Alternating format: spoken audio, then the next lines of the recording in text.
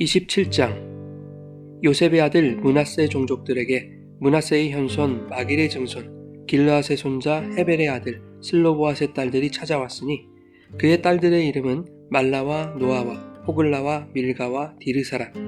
그들이 회막문에서 모세와 제사장 엘르아살과 지휘관들과 온 회중 앞에 서서 이르되 우리 아버지가 광야에서 죽었으나 여호와를 거슬러 모인 고라의 무리에 들지 아니하고 자기 죄로 죽었고 아들이 없나이다. 어찌하여 아들이 없다고 우리 아버지의 이름이 그의 종족 중에서 삭제되리이까? 우리 아버지의 형제 중에서 우리에게 기업을 주소서 하매 모세가 그 사연을 여호와께 아뢰니라. 여호와께서 모세에게 말씀하여 이르시되 슬로보와 딸들의 말이 옳으니 너는 반드시 그들의 아버지의 형제 중에서 그들에게 기업을 주어 받게 하되 그들의 아버지의 기업을 그들에게 돌릴지니라. 너는 이스라엘 자손에게 말하여 이르기를 사람이 죽고 아들이 없으면 그의 기업을 그의 딸에게 돌릴 것이요 딸도 없으면 그의 기업을 그의 형제에게 줄 것이요 형제도 없으면 그의 기업을 그의 아버지의 형제에게 줄 것이요 그의 아버지의 형제도 없으면 그의 기업을 가장 가까운 친족에게 주어 받게 할지니라 하고 나 여호와가 너 모세에게 명령한 대로 이스라엘 자손에게 판결의 규례가 되게 할지니라. 여호와께서 모세에게 이르시되 너는 이 아바림 산에 올라가서 내가 이스라엘 자손에게 준 땅을 바라보라. 본 후에는 내 형 아론이 돌아간 것 같이 너도 조상에게로 돌아가리니 이는 신광야에서 회중이 분쟁할 때 너희가 내 명령을 거역하고 그 물가에서 내 거룩함을 그들의 목전에 나타내지 아니하였음이니라. 이 물은 신광야 가데스의 무리바 물이니라.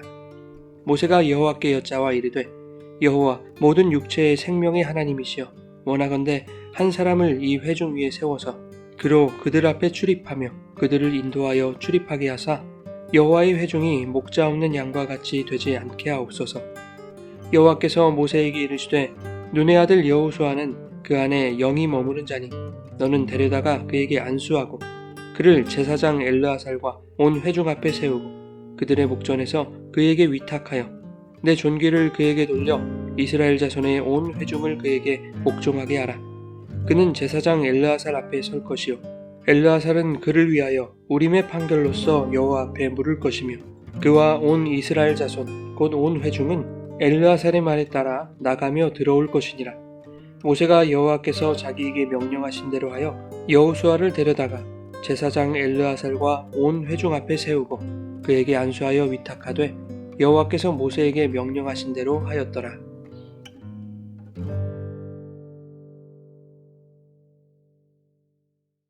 여러분 좋은 아침입니다. 오늘도 말씀의 은혜가 여러분의 삶에 풍성히 임하기를 소망합니다. 민수기 27장은 두 가지 이야기로 구성되어 있습니다. 첫 번째는 슬로보앗의 딸들이 분깃을 요구하는 내용이고 두 번째는 모세가 여호수아를 후계자로 삼는 내용입니다. 그런데 본문은 이렇게 서로 다른 두 이야기를 통해서 동일한 하나님의 마음을 우리에게 전하고 있습니다. 성경은 족보나 가문을 소개할 때 여자의 이름을 거의 언급하지 않습니다. 그럼에도 불구하고 본문 1절은 슬로보앗의 5딸의 이름을 소개합니다. 마치 그들의 존재를 드러내기 위하여 그들이 속한 가문의 남자들을 언급하는 듯하죠. 요셉의 아들 므낫세의 현손, 마길의 증손, 길르앗의 손자, 헤벨의 아들 슬로보앗 이렇게 억지스러울 정도로 가문 남자의 이름들을 나열하고 있습니다. 즉 성경이 슬로보앗의 딸들의 존재를 드러내는 것을 의도하고 있으며 거기에는 특별하고 상징적인 의미가 있다는 것을 추측해 볼 수 있는 것이죠. 마태복음 1장에 나와 있는 예수님의 족보를 보면 다말과 라합, 룻과 우리아의 아내인 바세바가 언급되고 있습니다. 성경이 좀처럼 족보에 여인의 이름을 언급하지는 않지만 인류의 구원자이신 예수님의 족보에 특정 여인들의 이름을 기록하고 있다는 것은 특별한 의미를 갖습니다. 창녀로 위장해서 시아버지인 유다와 동침하여 베레스를 낳은 며느리 다말, 정탐꾼들을 선대하여 이스라엘이 여리고를 함락할 때 유일하게 여리고에서 구원받은 기생 라합, 남편이 죽었음에도 시어머니를 따라 베들레헴에 정착하여 보아스와 결혼한 이방 여인 룻, 자신의 남편을 죽인 다윗과 결혼하여 솔로몬을 낳은 우리아의 아내 바세바. 이들이 온 세상의 구원자이신 예수님의 족보에 들어갈 수 있었던 이유가 무엇일까요? 기업 물을 자가 되어 이방 여인인 룻의 신랑이 되어준 보아스는 이방인과 같은 우리를 당신의 신부로 삼아주신 예수님을 예표하는 인물이지요. 그 보아스를 낳은 사람은 정탐꾼들을 도왔던 기생 라합입니다. 룻기 4장은 보아스의 족보를 소개하면서 룻기를 마무리하고 있는데 그 족보는 시아버지와 동침했던 다말이 낳은 베레스의 계보는 이러하니라 라는 말로 시작하죠. 그 베레스의 족보는 살몬과 보아스, 오벳과 이세를 거쳐 밧세바와 결혼한 다윗으로 마무리되며 룻기가 끝이 납니다. 그리고 그 다윗의 족보에서 예수 그리스도가 탄생하는 것이죠. 인류의 구원자이신 예수 그리스도의 족보에 이방 여인, 기생, 부도덕한 며느리, 억울한 과부와 같은 자들도 들어갈 수 있다는 것은 그러한 자들을 통해 구원자를 보내신 하나님의 계획과 능력이 위대한 것임을 증명하는 것이죠. 동시에 그리스도의 구원의 은혜가 그러한 자들에게 주어질 것임을 암시하고 있는 것입니다. 그런데 남편을 잃은 과부여, 남편 없이 기생처럼 살아가던, 그리고 부도덕한 이방 여인과 같은 자들이 바로 우리들의 존재를 나타내고 있음을 예수님의 족보에 나타난 여인들의 존재로 설명하고 있는 것이죠. 오늘 본문이 슬로보앗의 딸들을 언급하고 있는 것에도 특별한 하나님의 의도가 숨어 있는 것입니다. 26장에서는 이스라엘이 두 번째 인구 조사를 실시했습니다. 그런데 이것은 이스라엘이 곧 들어가게 될 가나안 땅의 분배를 위한 현실적인 조치였죠. 이스라엘은 각 지파의 규모에 따라 제비를 뽑아 땅의 분깃을 받게 될 것입니다. 자고로 분깃은 아들에게 물려주는 것이 성경의 관습이죠. 여성은 아버지나 남편의 수장권 아래에 있었기 때문입니다. 족보에 여성의 이름이 들어가지 않은 것 또한 이런 이유에서입니다. 그러니 슬로보앗의 딸들은 자신들에게 기업이 분배되지 않을 것을 염려할 수밖에 없었던 것이죠. 그녀들의 아버지인 슬로보앗에게는 아들이 없었기 때문에 그 집안에 기업을 받을 수 있는 사람이 없었습니다. 그렇게 되면 그 집안에 속한 여자들의 삶은 불보듯 뻔한 것 아닙니까? 그래서 슬로보앗의 딸들은 모세에게 문제 제기를 하는 것이죠. 우리 아버지는 아들이 없이 돌아가셨고 고라에 반역돼 그 무리에 속하여 죽임당한 것도 아니다. 그럼에도 불구하고 아들이 없다는 것만으로 아버지의 이름이 종족 중에서 삭제되는 것은 부당하다.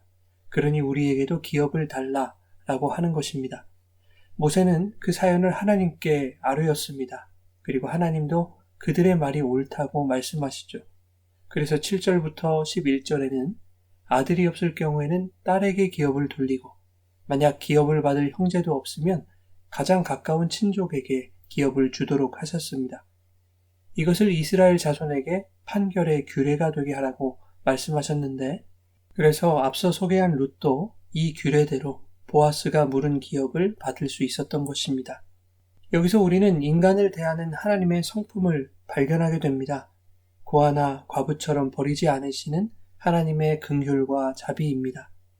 슬로보앗의 딸들은 아들 없이 돌아가신 아버지의 죽음에 비통한 마음도 잠시 마치 세상의 고아처럼 내버려지는 느낌이었을 것입니다. 아들이 아니었으므로 기업을 받지 못하는 그들의 처지는 세상으로부터 어떠한 보호도 받지 못하는 과부와도 같은 앞날이 찾아올 것이라고 예견할 수밖에 없는 것이죠. 그러나 하나님은 그 누구라도 고아와 과부처럼 방치되는 것을 허용하지 않으십니다. 오늘날 우리에게도 마찬가지입니다. 우리는 하나님의 아들이 아니었기에 기업을 받을 수 없는 존재였습니다. 그러나 하나님은 우리를 당신의 아들 예수 그리스도의 신부가 되게 하심으로 모든 성도들이 하나님의 아들 예수 그리스도의 기업을 받게 하신 것입니다. 하나님이 창세 전부터 선택하신 성도들이 받게 될 유업은 세상의 그 어떤 것으로도 빼앗길 수 없는 것이고 또한 그것은 고아와 과부를 위하시는 하나님의 자비와 긍휼로서 보장해 주시는 것을 말씀하고 있는 것이죠. 오늘 본문의 두 번째 이야기에서는 모세의 죽음이 언급됩니다. 하나님은 12절과 13절에 모세를 느보산으로 올라가게 하시고 거기서 가나안 땅을 바라보게 하십니다. 그리고 모세에게 가나안 땅을 바라본 후에는 내 형 아론이 돌아간 것 같이 너도 죽게 될 것이다 라고 말씀합니다. 모세는 무리바에서의 불신앙으로 인해 하나님으로부터 가나안에 들어가지 못하고 죽을 것이라는 선고를 받았었습니다. 또한 이스라엘이 가데스에서 반역한 사건으로 인해 하나님은 광야 1세대가 모두 그 광야에서 죽을 것이라고 말씀하셨습니다. 위대한 이스라엘의 지도자가 한순간의 불순종으로 가나안 땅에 들어가지 못한다는 것은 지나치게 가혹한 일이라고 생각되기도 합니다. 그러나 아무리 위대한 지도자 모세라 할지라도 하나님 앞에서 흠 있는 죄인이라는 것을 말씀하고 있는 것입니다. 하나님은 모세에게 그의 죽음을 예고하신 대로, 그리고 광야 1세대는 모두 가나안에 들어가지 못하고 죽을 것이라고 말씀하신 대로 행하실 것입니다. 만약 광야 1세대인 모세가 죽지 않는다면 이스라엘 2세대가 가나안 땅에 들어갈 수 없게 되는 것이죠. 모세가 이스라엘의 걸림돌이 될 수도 있는 것입니다.